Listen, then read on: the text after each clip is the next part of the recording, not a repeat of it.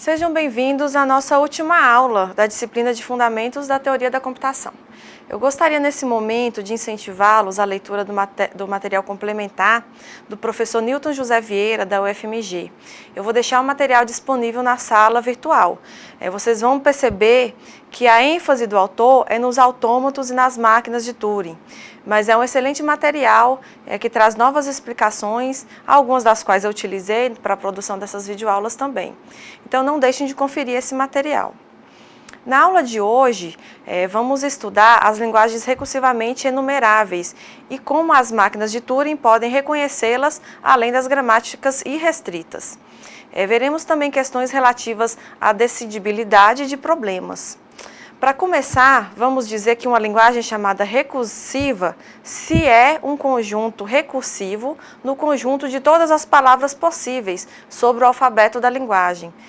Da mesma forma, uma linguagem é recursiva se existe uma máquina de Turing, que sempre para quando recebe uma sequência finita de símbolos do alfabeto da linguagem como entrada, e aceita exatamente as palavras do alfabeto da linguagem, que são parte da linguagem, e rejeita todas as outras palavras. Então, linguagens recursivas são também chamadas de decidíveis ou de Turing decidíveis. Existem três equivalentes definições importantes para o conceito de uma linguagem recursivamente enumerável, ou simplesmente uma linguagem irrestrita. A primeira diz que uma linguagem recursivamente enumerável, formal, é um subconjunto recursivamente enumerável, no subconjunto de todas as palavras possíveis sob o alfabeto da linguagem.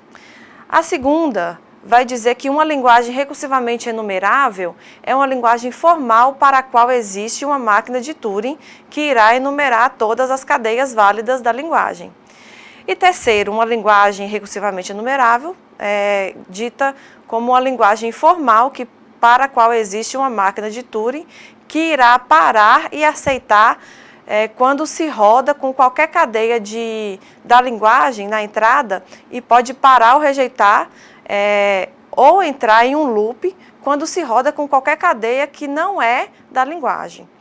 Então, essa é a diferença entre linguagem recursiva, que exige, então, que a máquina de Turing sempre pare. Da mesma forma que as linguagens recursivas e, diferentemente das linguagens regulares, as linguagens livres de contexto e sensíveis ao contexto também, não se reconhece qualquer tipo de estrutura que permita identificar as linguagens recursivamente enumeráveis apenas pela inspeção das propriedades sintáticas de suas sentenças.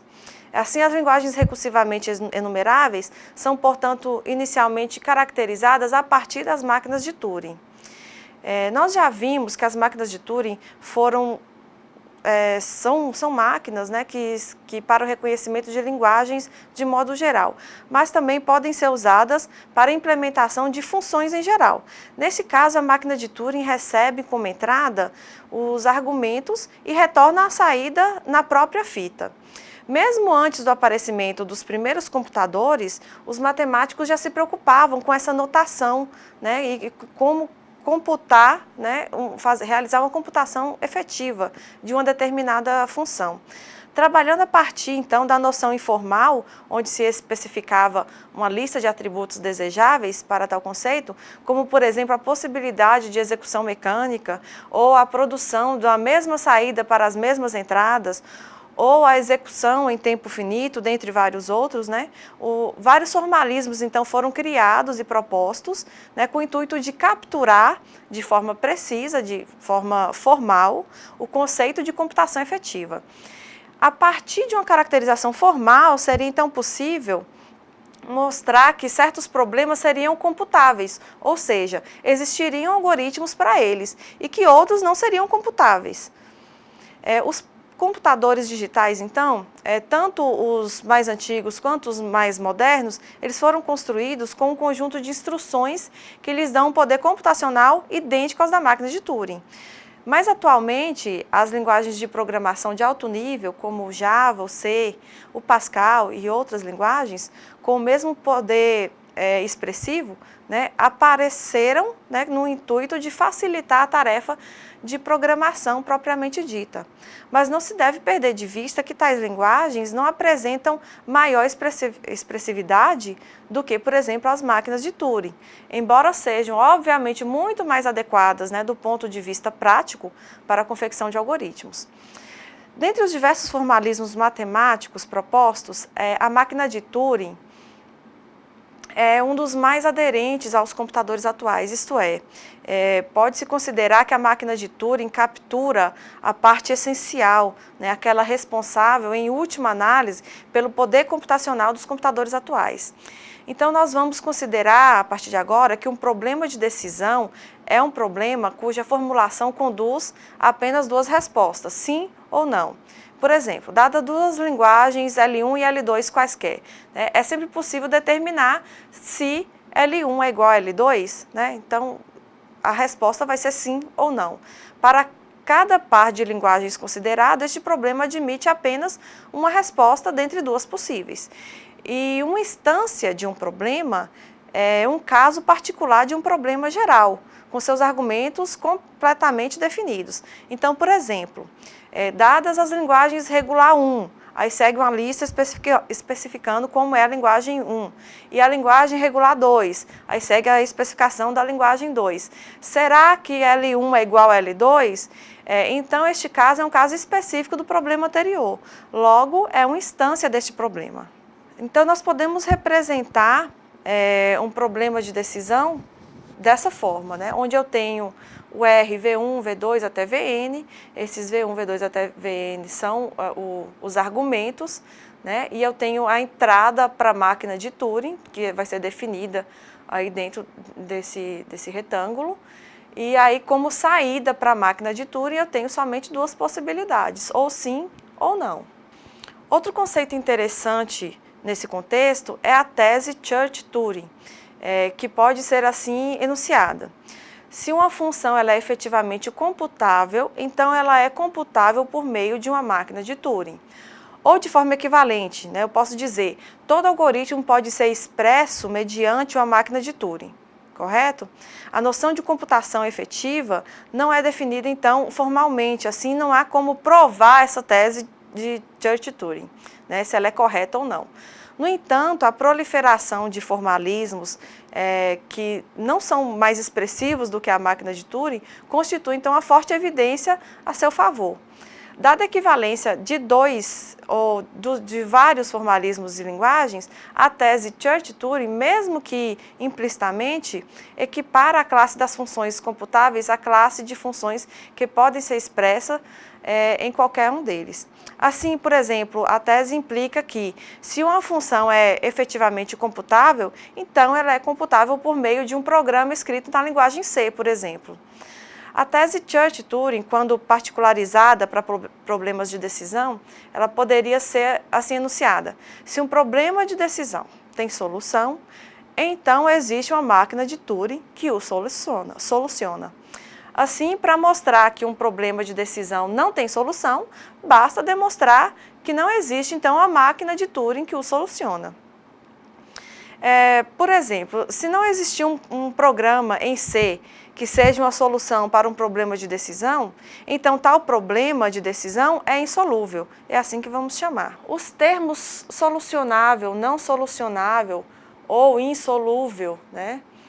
E parcialmente solucionável também são empregados quando se trata de problemas que significam respectivamente que as correspondentes linguagens são recursivas, ou seja, que podem ser decididas no caso geral, recursivamente enumeráveis, ou seja, não podem ser decididas no caso geral, e recursivamente enumeráveis, enfatizando o fato de que pode haver solução para algumas instâncias do problema.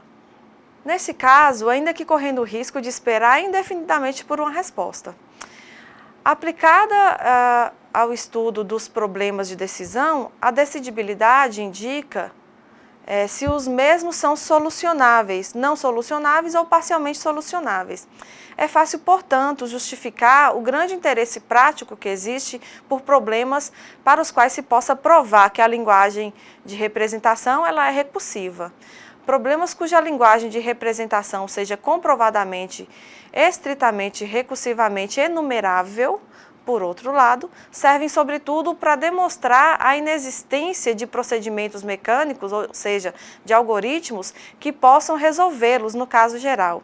E isso é um resultado teórico excepcional, uma vez que evita o desperdício de recurso na busca por soluções gerais e mostra que determinados problemas não possuem solução independentemente da tecnologia computacional, atual ou futura, que possa ser empregada na busca de pretensas soluções.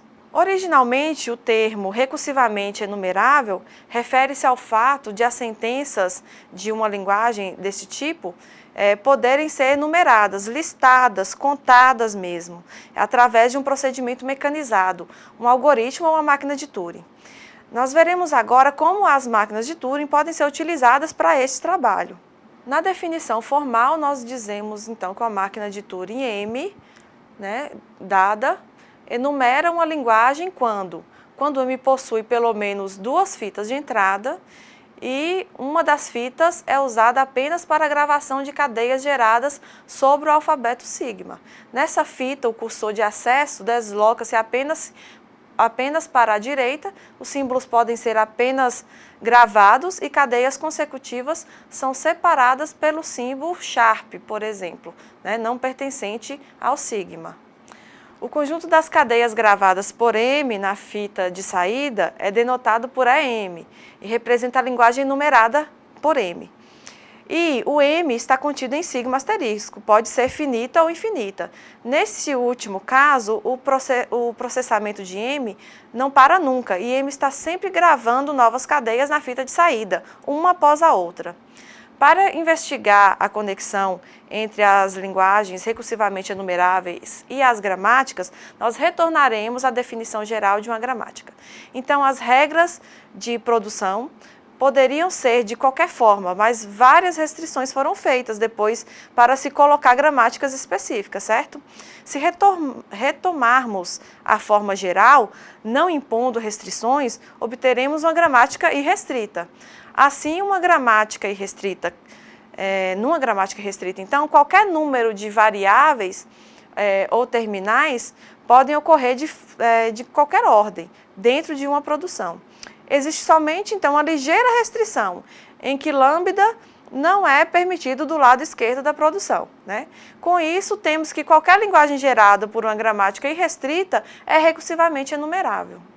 Então, nós vamos definir uma gramática irrestrita como sendo a gramática G, composta de V, sigma, P e S, ela é dita irrestrita se nenhuma restrição adicional for aplicada às suas regras de produção, que devem seguir, então, a forma geral, como viemos trabalhando, alfa implica beta, onde alfa pertence a V asterisco, N, V asterisco, quer dizer, em qualquer um desses formatos e combinações de V possível, e beta pertence ao V asterisco, quaisquer outras combinações de V. Então, observe que as gramáticas regulares, as livres de contexto, as sensíveis ao contexto, são casos bem particulares das gramáticas irrestritas. Note-se, diferentemente do que ocorre com as gramáticas sensíveis ao contexto, as gramáticas irrestritas, elas admitem do lado direito das regras, no beta, que possua um número de símbolos menor do que do lado esquerdo, correspondente ao alfa. Isso faz com que possa haver redução no tamanho das formas sentenciais durante o processo de derivação de sentenças. Vamos verificar agora um exemplo de gramática irrestrita, ela é dada por G1.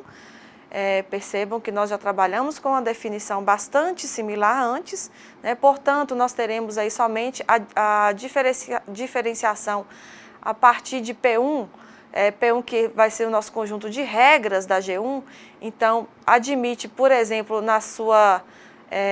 admite naquele caso específico, regular, da primeira regra, que eu tenho só um símbolo variável, né, do lado esquerdo, e uma combinação de variáveis e não variáveis do lado direito, né. Admite também que eu tenha no lado esquerdo, símbolos que não são variáveis, né, que são só símbolos terminais, né, e, por exemplo, aí na segunda regra, né, no lado direito só um símbolo terminal, e na terceira regra ainda admite que o lado esquerdo seja maior do que o lado direito nessa combinação de símbolos terminais e não terminais. Nós temos que essa gramática G1, então, com esse conjunto de regras, ela pode ser facilmente convertida numa gramática G2, né, para isso fazendo as devidas adaptações e aplicação das regras. Se eu quiser, por exemplo, usando essa gramática G2, com esse vocabulário que acrescenta xão, y e zão, né, se eu criar para esses símbolos não terminais, né, três regras correspondentes, xão implica em azão, lá as últimas três regras de G2, y implica, aliás, xão implica em azim, y implica em bzim, e zezão implica em cezim, né? Através dessas três regras eu consigo reelaborar as regras de G1 para que elas sejam correspondentes dentro da gramática G2. Então também é possível fazer uma conversão de uma gramática G1 em uma gramática G2. Vamos assistir agora a uma explicação detalhada da máquina de Turing com fita ilimitada, que pode reconhecer linguagens irrestritas. Eu espero que vocês tenham gostado e compreendido a proposta da disciplina. Nos leva a refletir sobre as bases para o reconhecimento das linguagens de programação pelos computadores. Nós sabemos da complexidade do tema abordado e, mais uma vez, ressalta a necessidade de estudo complementar e interação através dos fóruns no AVA. Assim nós encerramos essa disciplina. Bons estudos e até a próxima oportunidade.